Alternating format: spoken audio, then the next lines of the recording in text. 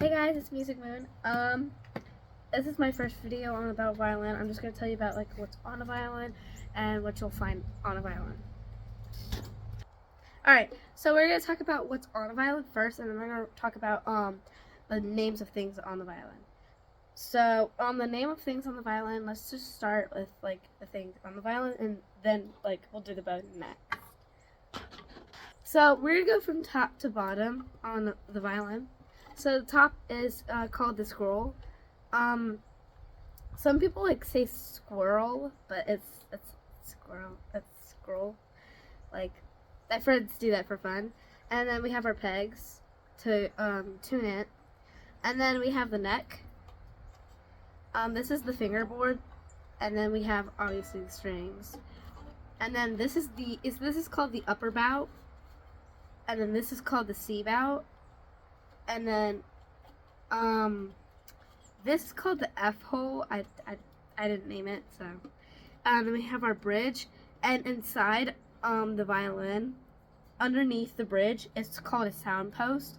It keeps the bridge up, and if the bridge falls and the sound post falls, then the violin's basically ruined. Then you have to take it apart to fix it.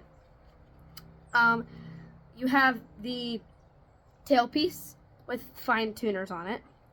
And then you have your chin rest, and then the violins don't come with this, but then we have our shoulder rest. I forgot to do this part. This is called the lower bow. Now that I've finished talking about what's on a violin, now I'm going to tell you what's on a violin bow. So things on a violin bow is basically you have the stick, which is just the long piece of wood you see here, and then we have the hair on the bow. Then we have the tip, then we have the frog, the screw, and then this is a grip piece. It helps you grip the bow better. Some violin bows, it's like some bows in general, just bows in general. It could be any kind of orchestra instrument. Some of it's pearl and some of it's plastic. That's the ones we have at our school. But my orchestra teacher, his bow is like expensive because he bought his, and so his is like, it's like a special brand, so it's not a circle, it's like a crown thing, and it's like really, he said it was like $13,000. I don't know, it was really expensive. And yeah, that's the things on a bow.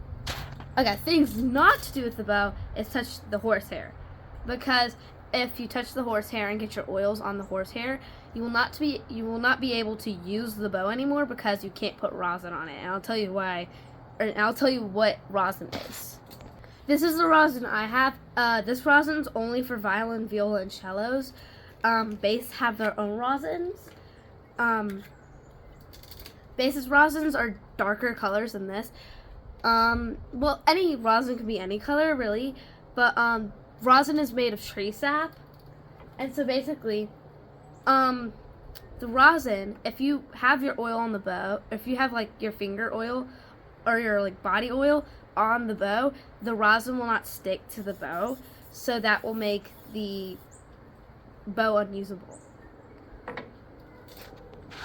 At the beginning of my of the year, when I was starting to play my violin in orchestra, we did not have shoulder rests because we did not have our violins on our shoulders. We had it in guitar position is what he calls it. It's basically just this, but that was just starting out. We didn't do the orchestra. We didn't do our first orchestra concert in guitar position. We did it in shoulder rest or shoulder position. Shoulder rest. So we changed like a quarter way through it. We changed everything we were doing and we did it on our shoulder. Now, here's the funny thing about doing it on your shoulder. It's a lot more stressful doing it on your shoulder. And when you have it on your shoulder, like you have to keep a straight back. And so, give me a second. And if you don't keep a straight back, you will your posture is the most thing, okay? You got to keep your posture. And the way to keep your posture is sitting at the edge of your chair. I'm obviously not sitting at the edge of this chair. Well, I kind of am. But I'm not obviously sitting directly at the edge of the chair. Now, the thing is about having shoulder position is, let me just move this over a bit. You have to keep your hand like curled, okay? Because you don't want your fingers to touch other strings. Cause like let's say you're going to play like, okay. So we have the G string, D string, A string, and E string. This traditional violin does not have a C string, which is, C strings are only on cellos and violas. But since they're only on those instruments, we don't have them. So when we're tuning in orchestra, like, we have certain spots for them. And even like the violas and the cellos, they don't have E strings, but the bass and the violins have E strings.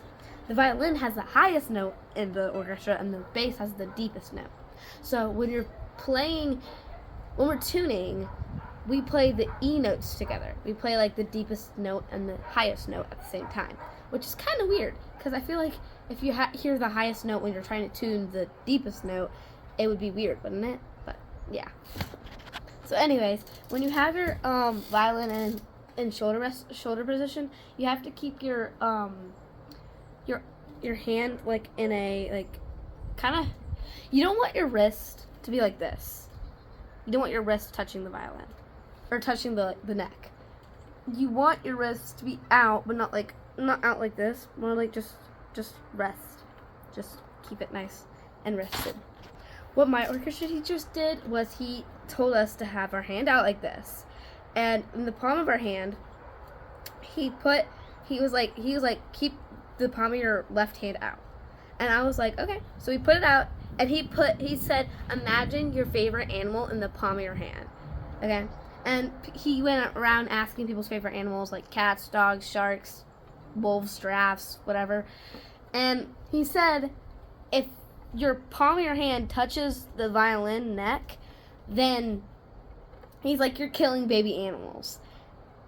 He did that like funny to make you think that the baby animal in the palm of your hand is dying because you just like squished it.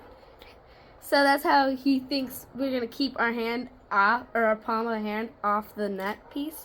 So yeah, it's really helpful. I hope this helped y'all learn about the violin way better than me in my first video, just talking about like my favorite things about a violin. Obviously, it's better to actually just talk to a teacher and the teacher will tell you about it. It's better about like that way. So I hope this helped y'all learn more about violins, and I'll see y'all in the next video. Bye! Like and subscribe and turn on those notifications so y'all will know the next video I make.